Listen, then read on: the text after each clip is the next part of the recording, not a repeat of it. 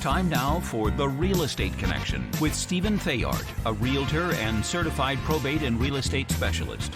Whether you're a first-time homebuyer or a seasoned investor looking to downsize, move up, or refinance, this program is for you. A house in the middle of our street. From probate sales to landscape design to home repairs and maintenance, this is your weekly look into all things real estate. Now your host for The Real Estate Connection, Stephen Theard. Hey everybody, welcome to another episode of the Real Estate Connection podcast. Hey, welcome. I hope everybody is enjoying this mild summer that we're having here in California. And I just want to thank you again for joining me, Stephen Theard, your real estate broker, on another episode of the Real Estate Connection. California DRE number 017000019, as I will be shamelessly plugging myself during today's program. Anyway, welcome to the show. Thank you for joining me today. Let's jump right in. So today I pose to you a simple question. Should you buy a house or buy a truck? Well, that's right. That's what I said. Should you buy a house or should you buy a truck? Now, you may think this is funny, not a serious topic, or just the title to a country song. However, there are some quality investment strategy truths to be learned in walking through this very question. So let's walk through it and see what we discover. Hey, if you're new to the podcast and you've never watched before and you just happen to be catching me live on Facebook, hit that thumbs up button, like and share, create a watch party. And if you're on YouTube, hit that like and subscribe, especially if you think the title of this podcast today is interesting. Should you buy a house or should you buy a truck? This is just one of the many typical topics that we go through in the Real Estate Connection that I think you'll find useful and helpful. So go ahead and subscribe on YouTube and hit that like and share button on Facebook and send to your friends if they want some quality information about real estate. And hey, if you want to be notified about every time there's a new podcast, send me an email right now at info@realestateconnectionradio.com. That's info@realestateconnectionradio.com with your name and your email address, and I'll be happy to add you to my podcast distribution list, as you can find me on Podbean and Apple Podcasts. So don't miss another podcast. Now, with that being said, the question of the day is, should you buy a house or buy a truck? Now, believe it or not, many Americans are facing that decision right now. It is in the news how there are a shortage of chipsets to be installed into Ford's new F-150 line of full-size trucks. Now, if you're unfamiliar with the F-150, it's one of the most popular trucks in the country. You see it every time you're driving around, and their platform has improved over the years. And with their new EcoBoost hybrid system, you can get really good gas mileage on a full-size truck with lots of towing capacity and an onboard generator that can actually power your house in a power outage. So, the decision as to whether or not to buy a truck or a house is something that many people may be contemplating right now. So, with the chip shortage out there, the Ford F-150 has become a luxury vehicle based on price.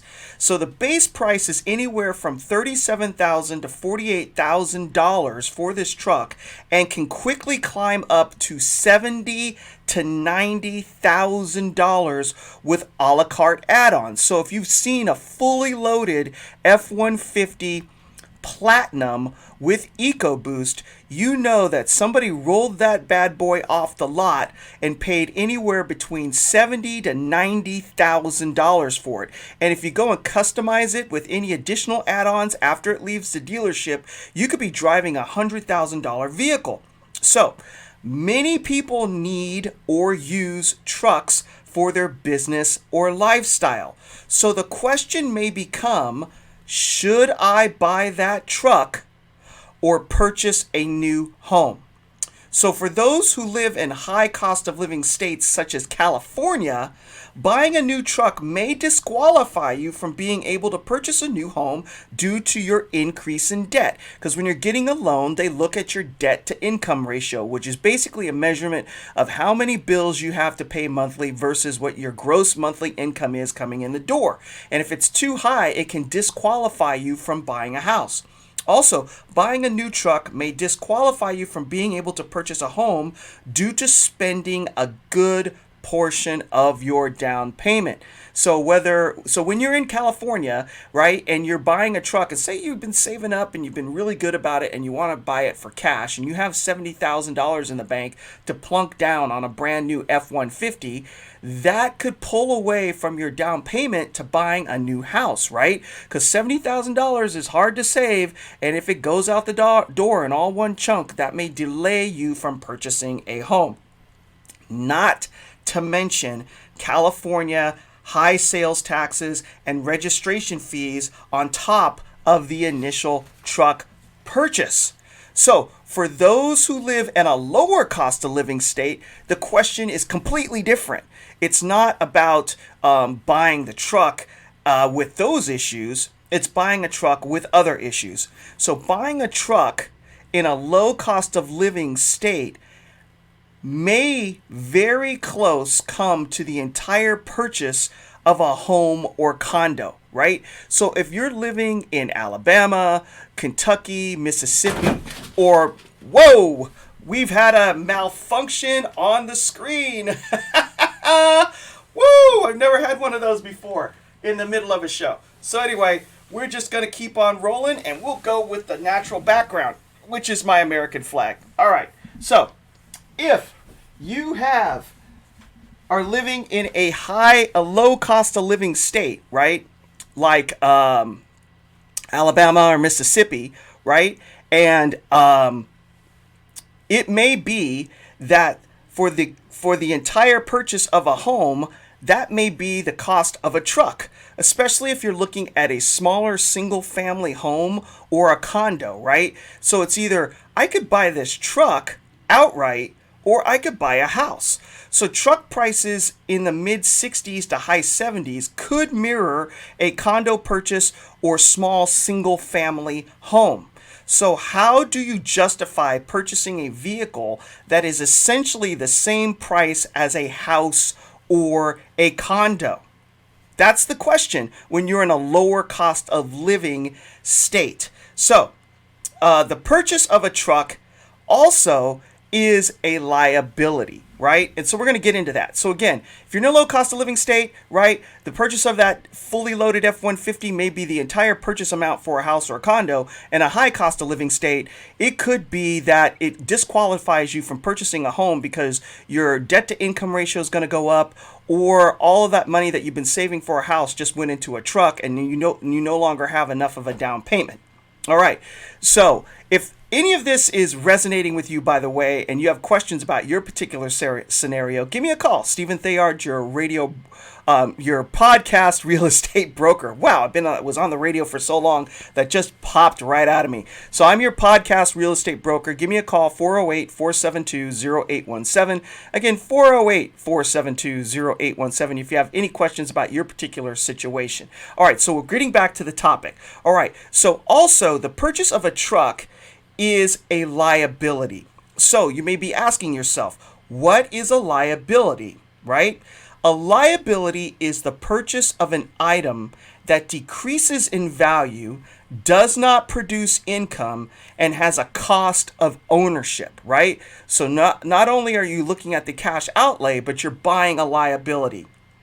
Trucks, on the positive, have a high utility value. So if you have a business and you need to haul things around and you just need a truck, whether you're going over dirt roads and terrain, and it's just, part of your overall lifestyle and how you live or the business you're conducting, trucks do have a high utility value. However, new trucks lose value as soon as they are driven off the lot.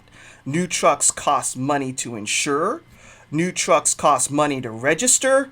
New trucks cost money in sales tax to acquire, and new trucks cost money to fuel now more than ever. That's why people are looking at the hybrid models, because fuel efficiency is important, especially if you want something that's still running gasoline in case the power goes out, and you don't want a full electric vehicle and have the liability of not being able to get around if you should not be able to charge your truck up if we lose power for any reason.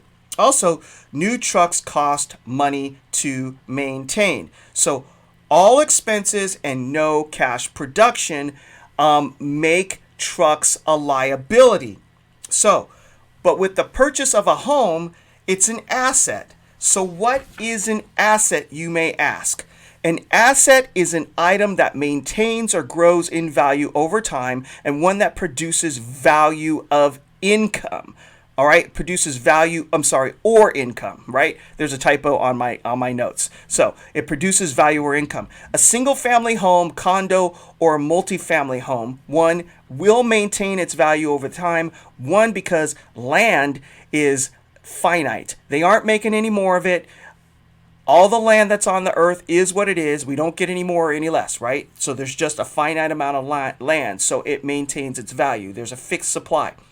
Also, a single-family home, condo, or multifamily home can grow in value over time for various reasons. Also, you can produce income off of a single-family home if you rent it out. It has utility value, shelter, place to live, raise a family, memories, and also increases wealth over time through equity or paying down the loan. Also, a house can also increase generational wealth by being passed down to heirs. All right, so that means people who are in your line of succession. So if you pass away, then it can go to your children or brothers, sisters, aunts, uncles, grandchildren, nieces, nephews, right? So, given that, a truck, one, is a lot of money. Two, in a high cost of living state, it could disqualify you from buying a home. Three, in a lower cost of living state, it could be the decision of, do I buy this truck for $60, $70, $80, $90, $100,000, or buy a house that costs the same amount of money? So that's a big deal. And then a truck is a liability because it loses value over time as you own it, and it costs you money to maintain. Whereas buying a house is an asset. It maintains its value and has the ability to create wealth or produce income. So the question is, what do you do? Do you buy a house or do you buy a truck? Well, here's the answer. You buy both, right? So you may be thinking to yourself, what? Everything you just have told me says it's one or the other. However, the answer is you buy both. Well, you may be asking your question, Stephen, how does that work? Well, here's how it works. If you live in a high cost of living state or a low cost of living state, it works the same. So step number one, you save the money to buy the truck for cash. All right? So you do whatever you have to do. You put money away for weeks, months, years, however long it takes. You put that money away to buy the truck for cash. Then you use the money for the truck to purchase a home in a low cost of living state. So let me repeat that in case you missed it. You buy a house with your truck down payment money in a low cost of living state.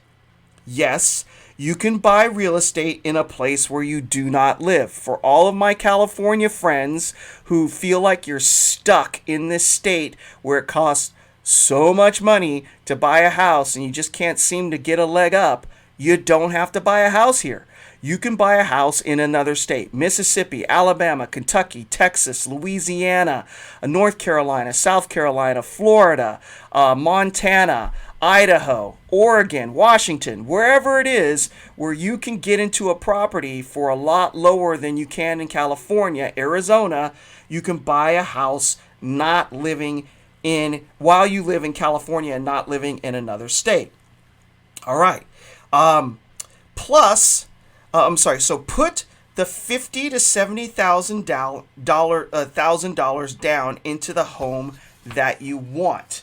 So you take that 70 grand, that 80 grand, 90 grand, 50 grand, 60 grand, you go into a lower cost of living state, you find a nice neighborhood, you buy a house. Then you rent the home that you just purchased to a good tenant. Now this is the important part. This is key. You need to buy either a multifamily home or a standard 3-bedroom, 2-bath home. And don't put a lot of carpet in it. Buy a house and install luxury vinyl tile, laminate, or hardwood flooring so it doesn't get torn up real easy by your renters. And then when they turn over and you get new renters, you don't have to replace the floors. Buy that home and rent it out to a good tenant. Hire a local property manager to manage the property, and then you collect the rent. Now, here's the next step. You use the excess cash from your rental receipts to save another decent down payment for the truck. You hear me? You take those rents, you collect them back, you save a few months of them, collect a decent down payment for that truck, and then you buy your truck. Now, you use the rent being received from the house that you just purchased to make the payments on the truck. Thus, you've purchased an asset that's kicking off cash, producing income, building wealth. You're paying down the loan on the equity every month, and you use the excess from the difference of paying down your mortgage on the house, because you put a really big down payment on that house with the truck money, so your mortgage is super low. Then that extra money, you use that to make your truck payments.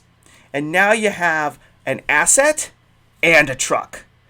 All right, so if you guys have any questions about this strategy and you want help maybe implementing it, give me a call. 408-472-0817. Your real estate broker podcast person, Stephen Theard. Woo, I couldn't get it out of my head today. California DRE 017000019. Again, California DRE number 017000019.